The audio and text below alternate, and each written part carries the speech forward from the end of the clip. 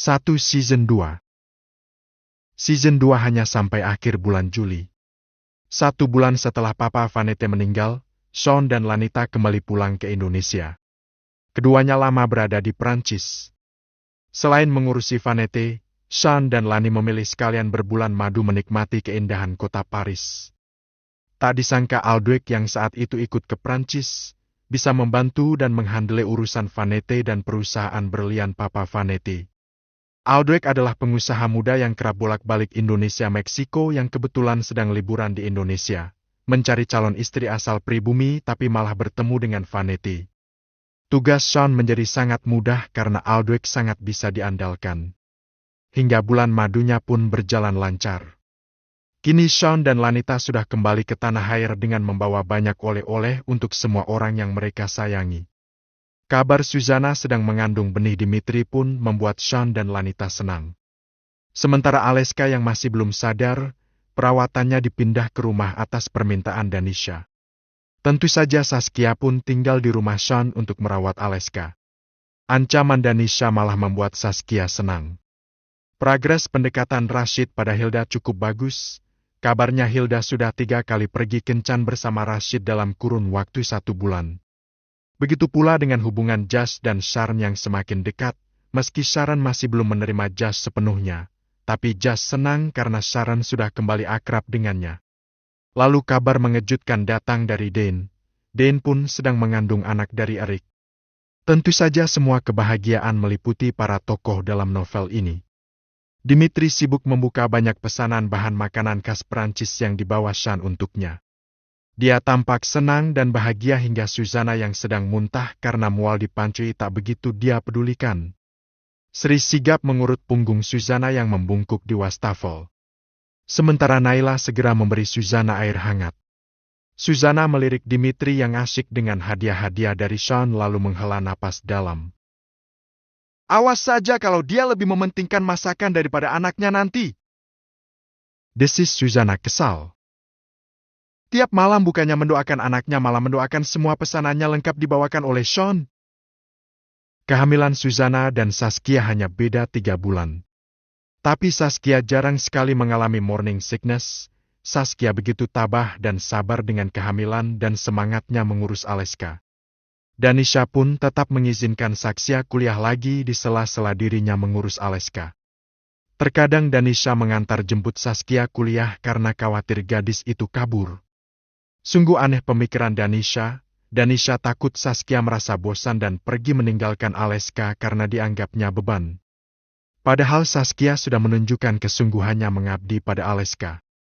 Tanpa Danisha tahu kalau Kimbul yang awalnya hanya mengawasi Sharon, kini Kimbul pun kerap memperhatikan Saskia dari jauh. Sudarma mewanti-wanti Kimbul untuk menjaga Saskia karena gadis itu adalah adiknya. Kimbul paham jika Saskia jauh berbeda dengan Avalon. Adiknya berhati lurus serta memiliki kepribadian menyenangkan juga pria yang sebetulnya. Saskia sebelumnya tampak tertekan karena merasa terbebani oleh kenyataan yang dia tahu tentang Avalon. Kini Avalon sudah mendapatkan hukuman yang setimpal, tapi Saskia masih enggan menjenguk Avalon di penjara. Sean pun sudah kembali berjibaku dengan tugas dan pekerjaannya di perusahaan. Lanita kembali melanjutkan kuliahnya. Lagi-lagi tetap harus bertemu Marina di kampus. Lani, kenapa kamu lama sekali ada di Prancis? Tanya Marina di kantin kampus. Sean mengurusi Vanette. Kau tahu, ternyata Vanette itu bukan selingkuhan Sean, melainkan adik angkatnya Sean saat di Prancis. Sahut Lanita kalem. Marina kesal dengan jawaban Lanita. Awalnya ingin membuat Lanita cemburu lalu cekcok dengan Sean, tapi ternyata malah kompak pergi ke Prancis bersama Vanette. Lanita mesem tipis melihat perubahan raut wajah Marina. Masih usaha saja kamu, Mar. Apa sedikit pun tak bisa move on dari Sean. Ini aku loh, istrinya. Jelas-jelas aku ini istrinya dan Sean cinta setengah mati padaku. Kau harus tahu itu, Mar. Lanita mengoceh dalam hati. Pagi, cantik. Sapa salah satu mahasiswa dengan penampilan perlente pada Lanita. Pagi. Balas Lani. Boleh ikut sarapan di meja ini? Mahasiswa itu duduk sedikit merapat pada Lanita. Kenalkan, aku Okan, cowok paling keren di kampus ini. Lanjut Okan seraya mengulurkan tangan pada Lanita. Kudengar kamu gak ikut ospek dan saat awal mata kuliah dimulai. Sering banyak cuti bahkan kemarin cuti selama 1 bulan. Lanita menyambut uluran tangan Okan lalu kembali melepaskannya. Dia menggeser duduknya agar tidak terlalu rapat dengan Okan. Oh, aku ke Perancis bersama suamiku. Jawab Lanita. Okan terbelalak. Suami? Lanita mengangguk. Okan tergelak. Wow, klise banget enggak sih? Nolak cowok bilang sudah bersuami? Tanya Okan pada kawannya yang lain. Kas, kan? Punya suami atau enggak, di kampus tetap aja single. Sahut Dennis kurang esyem. Marina entah kenapa sangat senang melihat Lanita digoda banyak mahasiswa di kampus. Lanita merasa risih dengan kemunculan Okan beserta kawan-kawannya di kantin kampus. Lan! Panggil seseorang, dia Sharon. Lanita menoleh. Ayo pergi dari sini! Ajak Sharon dengan wajah angkuhnya. Dia mendelik tak suka pada Okan. Hei! Hei! Gadis manis ini sedang bercakap-cakap denganku. Kau main ajak dia pergi! Cegah Okan. Apa urusanmu denganku? Aku mengajak Lanita memang aku ada urusan dengannya. Sahut Sharon dengan wajah galak. Dennis berbisik di telinga Okan. Aku suka cewek itu. Biasanya yang galak-galak itu lebih hot di atas ranjang. Bisik Dennis. Plak.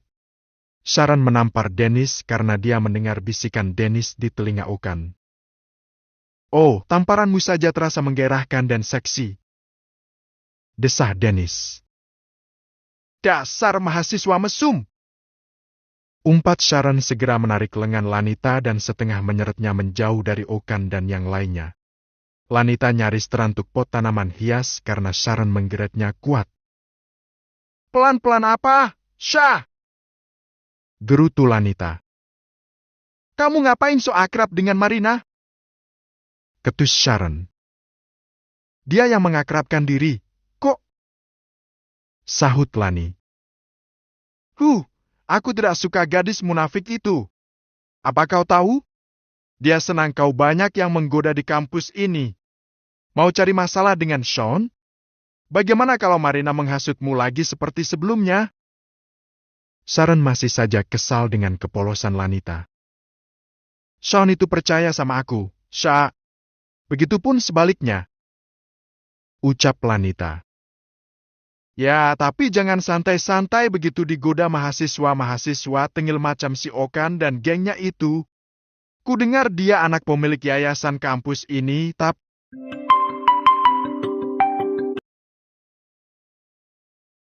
tingkahnya sangat menyebalkan.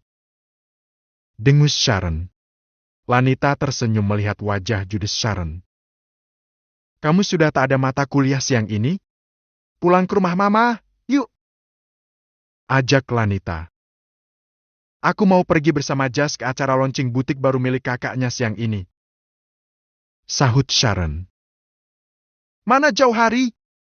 Jangan jauh-jauh darinya. Sharon masih saja ketus. Itu, jauh hari selalu setia menungguiku di kafe seberang kampus. Tenang saja. Kekeh Lanita. Tenang, tenang. Tegas sekali-kali dalam bergaul. Jangan sok polos. Dengus Sharon. Iya, Syah. Jawab Lanita lembut. Meski judes Sharon tetaplah perhatian pada Lanita. Entah kenapa sejak Lanita aktif lagi masuk kuliah, Sharon menjadi lebih judes dan overprotektif pada Lanita. Dia seringkali gemas melihat Lanita yang tampak lugu serta ramah pada siapapun. Ya sana cepat pulang. Jangan kemana-mana lagi. Sharon mendorong bau Lanita untuk segera menghampiri mobil jauh hari yang terparkir di depan kafe seberang kampus. Lanita melambai pada Sharon tapi dibalas dengan tangan Sharon yang menepis udara. Senang rasanya dengan sikap Sharon yang perhatian padanya. Di dalam mobil yang dikemudikan jauh hari, gadis cantik yang sangat dicintai Sean Dharmawangsa itu sebetulnya sedang merasa sedikit gundah. Sejak kepulangannya dari Prancis, Lanita berharap dia segera hamil. Tapi ternyata masa periodenya kembali hadir. Lanita sedikit merasa tidak nyaman melihat perut Saskia dan juga Suzana. Bu, kenapa aku belum hamil? Kenapa Saskia dan Suzana bahkan Mama Den sudah sering mual dan muntah karena ada calon bayi dalam rahimnya? Aku kapan? Curhat Lanis pulang kuliah di kamar Parmiah. Parmiah tersenyum menenangkan.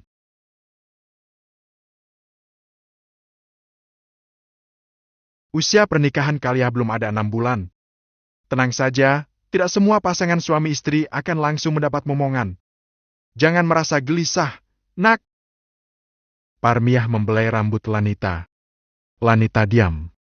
Dia mengelus perutnya yang masih tampak rata dan langsing itu. Semoga di perutku ini juga hadir benih Sean Dharmawangsa ya, Bu. Lirih suara Lanita. Parmiah mengangguk dengan senyum menenangkan. 2 Season 2. Ada gundah yang menyapa kala mimpi tak jadi nyata. Lalu apa yang mesti dilakukan jika gelisah kian menelikung hati tanpa permisi? Beberapa jam setelah Lanita berkeluh kesah pada Parmiah, Danisha muncul dengan banyak belanjaan untuk Saskia. Kia, Kia! Panggil Danisha.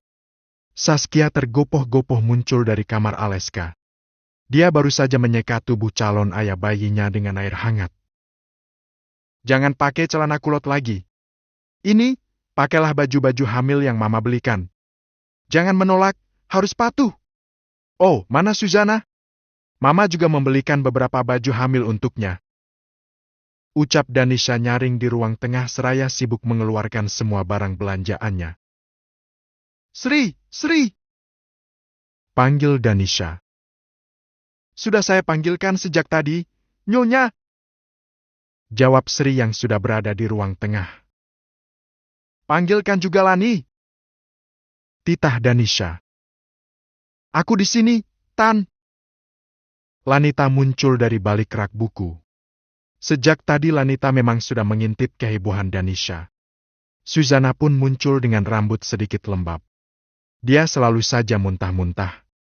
Danisha memilah baju-baju hamil yang dia beli untuk Suzana dan Saskia. Nah, Lani, kamu kan belum hamil. Tante belikan baju-baju keren untuk kamu pergi ke kampus. Agak modis sedikit, kamu itu istri Sean Dharmawangsa. Kenapa selalu saja pakai baju sederhana?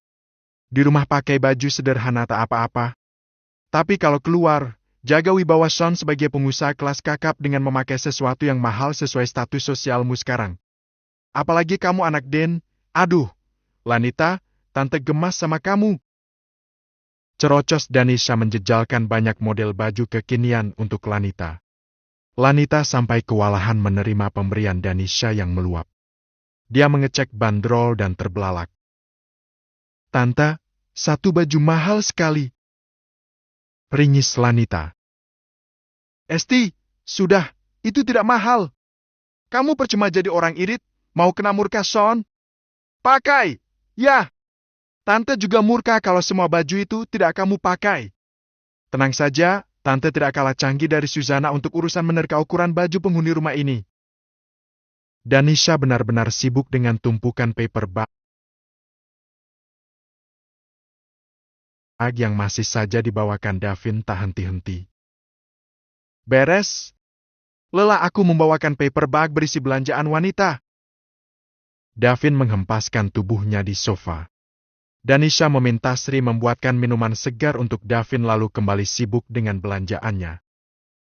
Sus, aku belikan popok dan baju-baju bayi juga untukmu. Ini, bagus, kan? Danisha menimang-nimang sesuatu yang lucu yang dirindukan Lanita. Lanita terdiam, dia hanya menunduk membereskan baju-baju pemberian Danisha. Untung saja Suzana dan Saksia sedikit peka dengan perubahan raut wajah Lanita. Keduanya memberi kode pada Danisha untuk tidak terlalu bersemangat membahas belanjaan bayi. Tapi rupanya Danisha kurang peka, dia terus saja sibuk mengoceh. Ma, Mama, Papa lapar, ujar Davin yang paham dengan kode Suzana dan Saskia. Danisha terdiam. Papa lapar. Davin mengangguk. Sri, panggil Danisha. Papa mau disuapin Mama. Rajuk Davin. Jangan manja, deh. Gerutu Danisha. Papa lelah nemenin Mama belanja. Pontang-panting ke sana kemari bawa paper bag. Masuk keluar butik, naik turun lift. Apa kita makan tadi di mall? Enggak, Ma. Mama sibuk belanja. Papa lemah letih lesu tak bertenaga. Davin kian merajuk. Papa pikir yang lapar cuma Papa aja. Mama juga. Ya sudah, kita makan dulu, yuk. Suap-suapan. Davin melompat dari sofa lalu merengkuh kedua bahu Danisha dan menggiringnya ke ruang makan. Davin memberi kode pada Sri untuk membereskan belanjaan ke kamarnya segera. Lanita pun langsung masuk kamar tanpa sepatah kata. Dia melempar baju-baju pemberian Danisha dengan sembarang. Lanita tertelungkup di atas kasur. Hatinya resah. Dia menghubungi Sean. Sayang, pulang cepat. Titah Lanita. Mau buat dedek ya? Goda Sean. Jawaban Sean malah semakin membuat Lanita gundah. Ponsel dimatikan. Lanita membenamkan wajahnya di bawah bantal. 1 jam kemudian Sean benar pulang. Tapi Lanita sudah terbang ke alam mimpi. Sean mengernyit melihat tumpukan baju berbandrol di atas single sofa. Dia memeriksa Mia lalu tersenyum. Rupanya dia habis berbelanja baju-baju untuk ke kampus. Gumam Sean sembari tersenyum melirik Lanita yang tergolek nyenyak di atas kasur. Setelah mengganti baju kerja dengan baju santai, Sean naik ke atas kasur dengan hati-hati. Dipandanginya wajah Lanita dengan seksama seraya memainkan anak rambut di dahi Lanita. Sean betah berlama-lama menikmati teduhnya wajah Lanita Azelia. Lanita terusik, dia mengulat lalu membuka mata. Tak ada gerakan. Dia hanya menatap Sean dengan wajah sedikit muram. Kamu kenapa minta aku pulang cepat? Bisik Sean lembut. Suzana dan Saskia dibelikan baju hamil sama Tante Danisha. Masa aku enggak? Ucap Lanita lirih. Ya kan perutmu belum isi, sayang? Lanita mengembuskan napas. Kita ke dokter, ya? Pinta Lanita. Kamu sakit? Lanita menggeleng. Periksa kesuburan. Sean mesem. Dia bukan tidak mengerti kegelisahan istrinya. Tapi dia tak mau menuntut Lanita untuk cepat-cepat punya anak. Memang kamu mau cepat-cepat punya anak, ya? Tanya Sean lembut. Lanita mengangguk. Kenapa? Kamu masih kuliah. Nikmati saja kesenanganmu ngampus. Bukankah kuliah adalah impianmu sejak dulu? Lanita terdiam. Aku takut mandul. Cicit Lanita. Ses, tak ada yang boleh kamu takutkan di dunia ini selain Allah Sweti. Sang pencipta. Kalau memang ingin punya anak, minta sama Allah Sweti. Saja, belum dikasih. Rajuk Lanita. Sabar, sayang. Mungkin Tuhan memberikan kita waktu yang cukup banyak untuk selalu pacaran berdua lebih lama. Jangan stres memikirkan kamu belum jua hamil. Rileks, santai dan ya, nikmati saja kebersamaan kita saat ini. Sean membelai wajah Lanita lembut. Lanita mengerucutkan bibirnya manja. Tapi nanti kita periksa ke dokter, ya? Iya, sayang. Kapan? Mau sekarang? Lanita mengangguk. Sean tersenyum lalu menenggelamkan kepala Lanita di dadanya. Kita menikah belum ada setahun. Aku tidak menuntutmu untuk cepat-cepat hamil. Kamu fokus kuliah saja dulu. Bukannya mau menjadi wanita karir. Kamu pewaris perusahaan mamamu, loh. Pokoknya aku mau periksa. Desak Lanita. Ya, ayo kita periksa kalau begitu. Cepat ganti baju. Oh, Itu baju baru di sofa bukan kamu yang beli? Ya, itu dibelikan Tante Danish. Tapi bukannya seneng malah bikin moodku berantakan.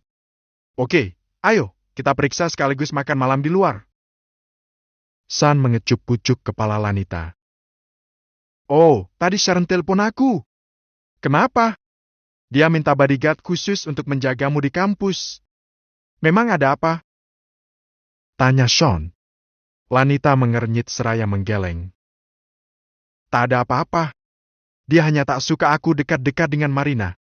Sharon masih galak padamu? Tanya Sean. Iya, galak, judes dan ketus. Tapi aku suka. Kekeh Lanita.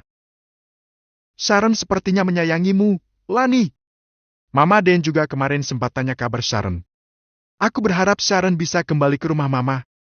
Biar kalau aku ke rumah Mama, suasananya ramai jika ada Sharon di sana. Kapan-kapan kita menginap di rumah Mama Dan beberapa hari ya, sayang. Kasihan mamamu juga sedang hamil, pasti rindu anak-anaknya. Lanita mengangguk senang. Meski ada yang menggelitik hatinya soal kehamilan, Lani bahagia kini keluarganya sudah lepas dari huru-hara yang kemarin sempat melanda. Yanto memandangi tas besar yang berisi harta hasil curiannya. Dia gamang, haruskah harta itu dia kembalikan lagi?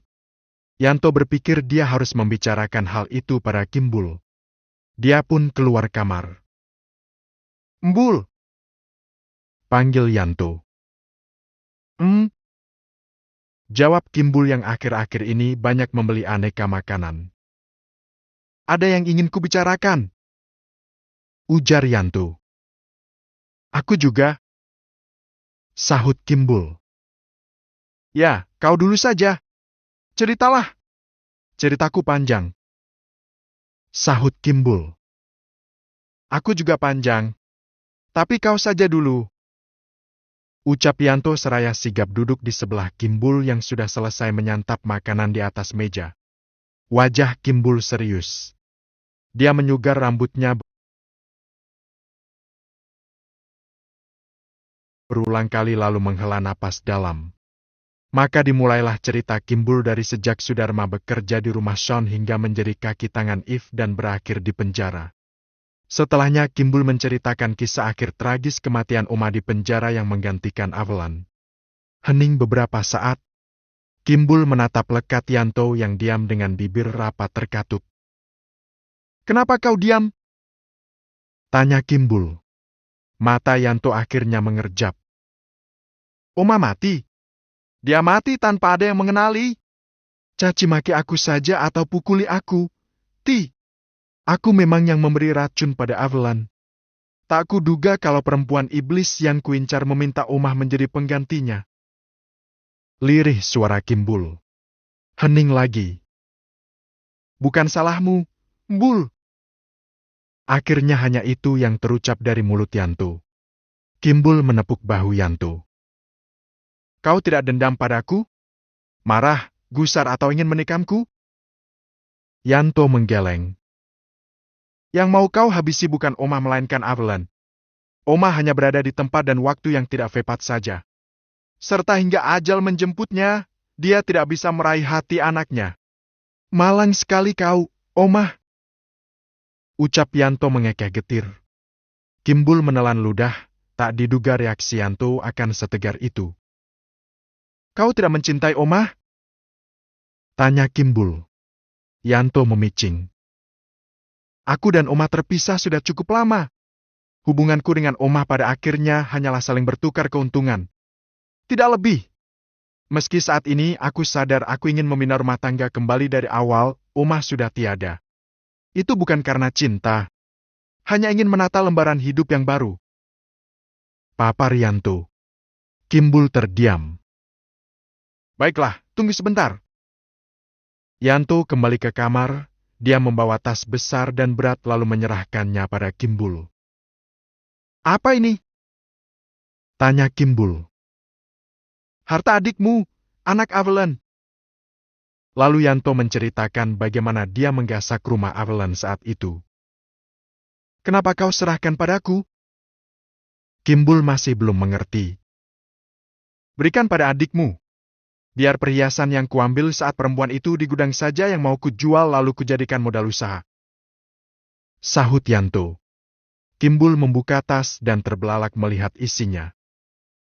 Kau yakin mau membuang lagi harta karun ini? Kimbul masih sangsi. Ya, berikan sana pada adikmu. Aku sudah tua, sudah waktunya tobat. Ucap Yanto tak peduli lagi dengan isi tas yang berisi uang dan emas milik Avalon. Kalau begitu kita berdua harus pergi ke rumah Aji Saka. Saskia ada di sana. Ajak Kimbul. Apa Son Hermawangsa akan mengampuniku? Ujar Yanto mengambil gorengan yang sudah mulai dingin di atas meja. Saskia berada di rumahnya. Ingat siapa Saskia? Dia anak pembunuh istri Aji Saka tapi masih bisa hidup bebas di rumahnya. Tidak hanya kaya harta, Aji Saka dan Son Hermawangsa memiliki hati seluas samudera. Tutur Kimbul. Yanto menghela napas pasrah. Baiklah, aku ikut. 3.